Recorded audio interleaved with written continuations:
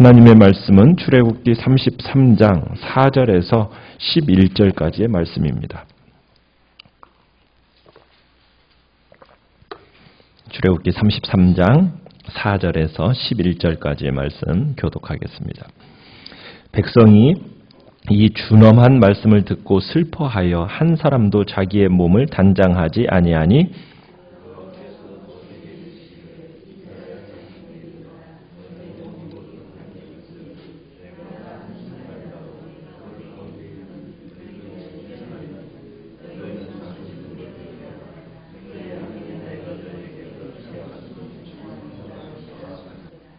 이스라엘 자손이 호렙산에서부터 그들의 장신구를 떼어내니라.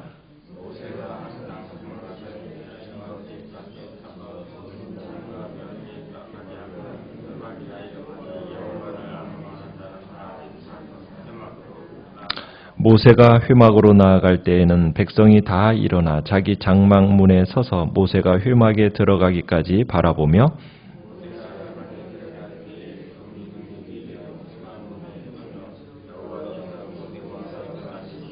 모든 백성이 회막문에 구름기둥이 서 있는 것을 보고 다 일어나 각기 장막문에 서서 예배하며 사람이 자기의 친구와 이야기함 같이 여호와께서는 모세와 대면하여 말씀하시며 모세는 진으로 돌아오나 눈의 아들 젊은 수종자 여호수아는 회막을 떠나지 아니하니라. 아멘. 오늘 말씀의 제목은 하나님과 친한 친구처럼이라는 제목으로 말씀을 나누고자 합니다. 하나님은 이스라엘 백성들의 금송아지 만드는 사건을 통해서 그들을 진멸하겠다고 하셨지만 모세가 드린 중보 기도를 받아들이시면서 그들을 멸하지는 않겠다라고 간접적으로 확인해 주십니다. 하나님은 모세가 이스라엘을 이제 가나안 땅으로 이끌어갈 것을 허락하시면서 2절에 보면은 사자를 앞에 보내어 모든 것을 예비하고 돕겠다고 하십니다. 뿐만 아니라 하나님이 가나안 정복에도 적극 참여하여 그들을 위해서 직접 싸우고 그 땅을 이스라엘에게 주겠다. 그렇게까지 얘기하시죠. 그런데 이 와중에 하나님이 폭탄 선언을 하십니다. 어떤 선언을 하셨습니까? 3절에서 그러나 나는 너희와 함께 올라가지는 않겠다. 하나님이 사자를 통해서 이스라엘에게 가나안 땅을 주시겠다고는 하셨지만 하나님 자신이 그들과 함께 하지는 않겠다라고 폭탄 선언을 하신 것입니다. 이스라엘 백성들은 정말 하나님께서 동행하지 않겠다라는 이 선언, 이 거부 선언 앞에 이스라엘 백성들은 정말 참으로 충격적인 일이었습니다. 그리고는 이 동행 거부 선언을 듣고서는 순식간에 그곳은 장례식장처럼 변해버립니다.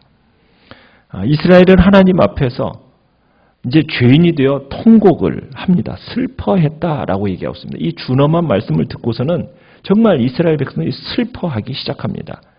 자, 그러자 하나님께서 5절에서 그들에게 무엇을 요구하고 계십니까? 하나님께서 이 백성들에게 내가 어떻게 할지 한번 생각해 볼 테니 너희는 몸에서 뭘 떼어내라? 장신구를 떼어내라. 이렇게 말씀을 하고 계십니다. 하나님이 제거하라고 명령하시는 이 장신구는 무엇을 의미하는 걸까요?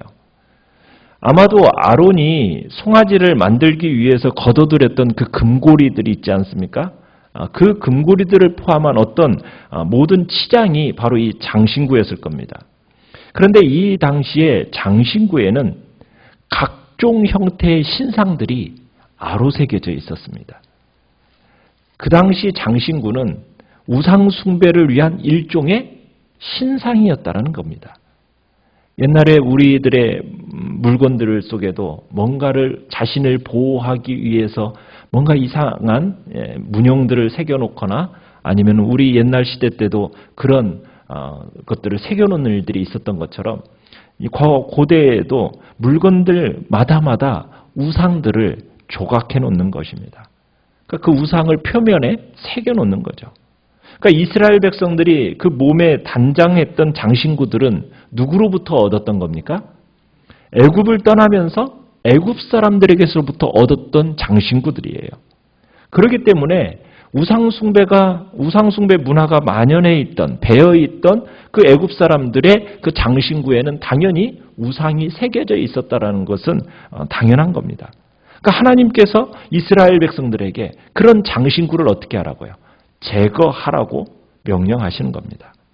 그러면서 그들로 하여금 이 우상숭배의 문화를 단절시키시고, 그리고 우상숭배의 죄악에 빠지지 않게 하려는 의도 속에서 지금 장신구를 제거하라는 명령을 내리시는 거예요. 자, 이 명령을 이스라엘 백성들은 어떻게 했습니까? 순종을 했죠. 4절에 보면 한 사람도 자기 몸을 단장하지 않았다. 확실하게 순종을 했습니다. 하나님이 말씀하신 대로 모든 장신구와 치장을 다 떼어냈습니다. 근신하는 자의 차림과 모습을 이제 가지게 된 겁니다. 그러면서 하나님이 이 명령을 내리시면서 뭐라고 얘기하셨어요? 5절 끝에 보면 그리하면 내가 너희에게 어떻게 할 것인지 정하겠노라. 그러니까 하나님께서 내가 너희에게 어떻게 할 건지 생각해 보겠다. 이런 식으로 이제 하나님께서 딱 그런 의지를 딱 얘기하시니까 이스라엘 백성들이 어떻게 해서든지 지금 하나님이 동행하지 않겠다고 하셨고 한번 생각해 보겠다라는 그 하나님의 어떻게 보면은 의지가 보여지니까 이스라엘 백성들은 어떻게 해야 되겠어요? 하나님 앞에서 흔들리는 이 마음, 하나님 붙잡아야 될 거 아니겠어요? 그러니까 이제 하나님 앞에서 한 사람도 빠짐없이 모든 장신구를 다 제거했던 겁니다. 참 주님의 백성들이 항상 이와 같이 적극적으로 하나님을 바라본다면 얼마나 좋을까요? 예.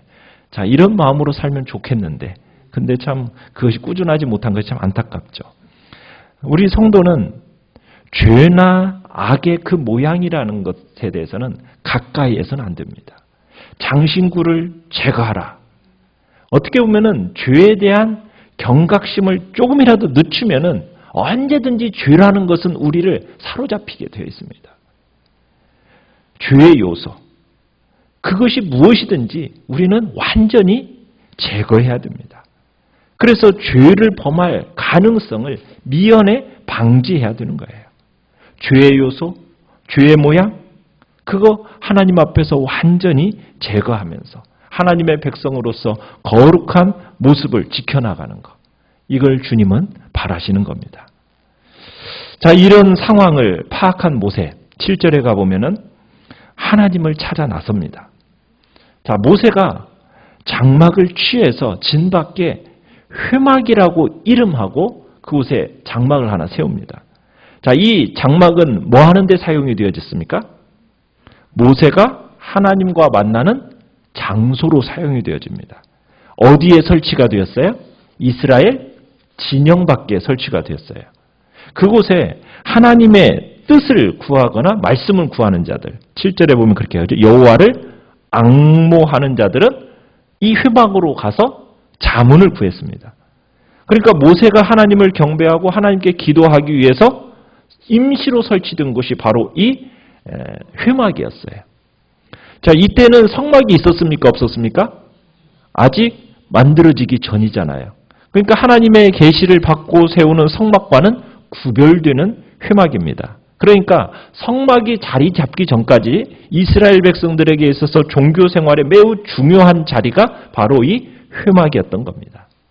자, 모세가 회막에 들어가자 여느 때처럼 하나님의 임재를 상징하는 무엇이 장막에 임하게 되는 걸 보게 됩니까?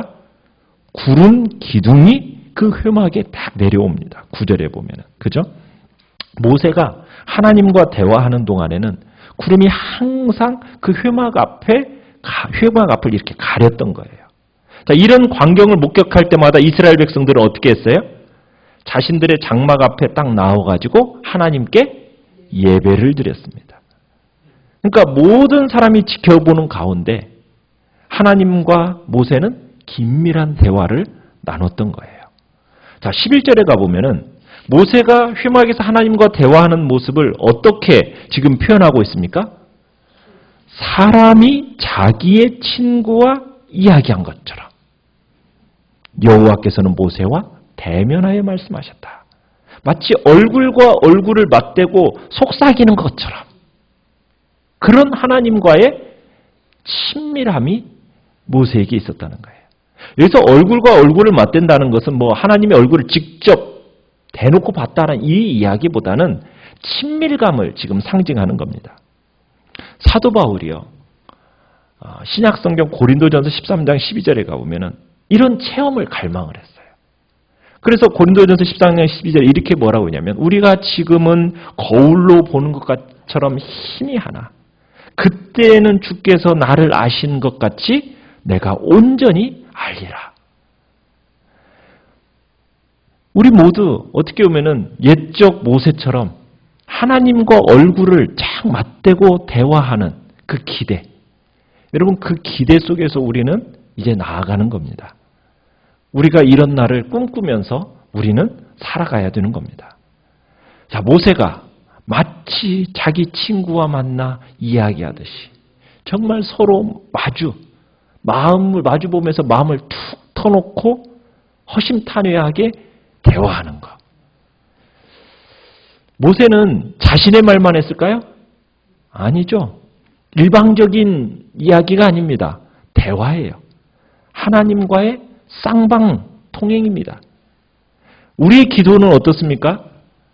일방적인 요구입니까? 아니면 서로 하나님과 소통하는 기도입니까? 그냥 일방적으로 선언하는 경우. 여러분 이건 대화가 아니죠. 그것은 하나님께 대한 우리의 바른 기도의 자세는 아닙니다. 근데 대부분 우리의 기도가 일방적으로 내 이거 필요합니다라는 요구와 이렇게 해주십시오라는 어떤 선언, 우리가 그리고 그치고 마는 경우가 많아요. 자신의 말만 일방적으로 쏟아놓고 마는 경우가 있다는 거예요. 그러나 하나님은 그런 기도가 아니라 마주 대하면서 친구가 서로 이야기하는 것처럼 서로 쌍방간의 그런 대화가 되어지기를 원하시는 거예요. 하나님께 말씀을 다 드린 후에는 우리는 겸손히 하나님의 말씀을 들어야 되는 겁니다. 어떻게 하나님의 말씀을 들을까요? 성령의 감동을 통해서 우리에게 하나님께서 우리에게 내적인 확신을 주시기도 하십니다. 그렇지만 대개는 하나님께서 주신 이 성경 말씀을 통해서 하나님의 음성을 우리에게 들려주십니다. 성령은 이 진리의 말씀을 조명하여 주면서 우리로 하여금 하나님의 뜻이 무엇인지, 하나님의 마음이 어떠한 마음인지를 깨달아 알게 하는 것이 바로 이 성경의 하나님의 말씀인 거예요. 그래서 우리는 기도와 함께 성경 읽기를 병행해 나가야 되는 거예요. 기도로서 우리의 생각과 소원과 사정을 하나님 앞에 다 아뢰고, 그리고 이 하나님의 말씀을 읽어나가면서 성령의 조명하심을 구하면서 하나님께서 나를 향하신 뜻과 계획과 또 하나님의 그 마음이 무엇일까를 우리가 진리의 말씀을 통해서 그 음성을 들어가는 것입니다. 우리가 하나님과 진솔하게 대화하는 삶을 살아갈 때 하나님과 친밀한 교제를 나눌 수 있게 됩니다. 그리고 우리의 앞길을 열어주셔서 형통케 하시는 겁니다. 우리는 하나님과 이런 친밀한 교제를 주님 앞에서 사모함으로 나아가는 거예요.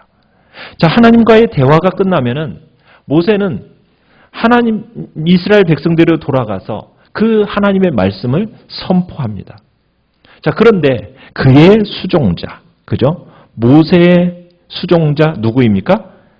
여호수아는 뒤에 남아서 회막을 지켰다 이렇게 얘기하고 있어요.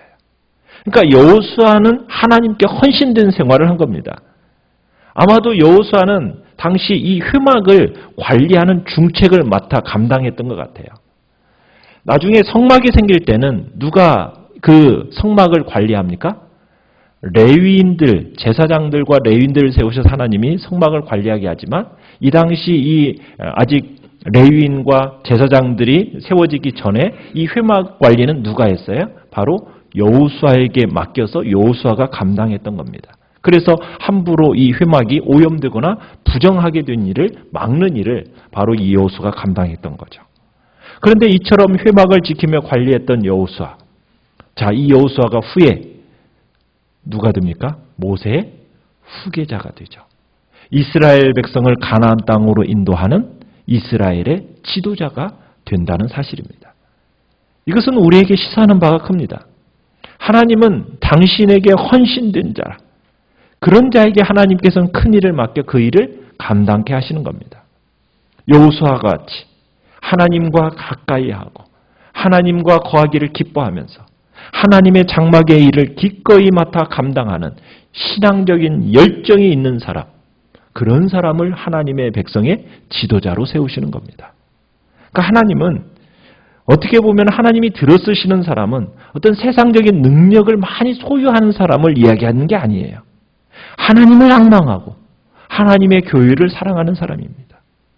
무엇보다도 먼저 하나님과 동행하면서 하나님의 교회를 향한 사랑과 열심이 있는 사람, 그런 사람을 하나님이 기꺼이 쓰시고 하나님의 나라를 위하여 큰 일꾼으로 쓰이시는 겁니다.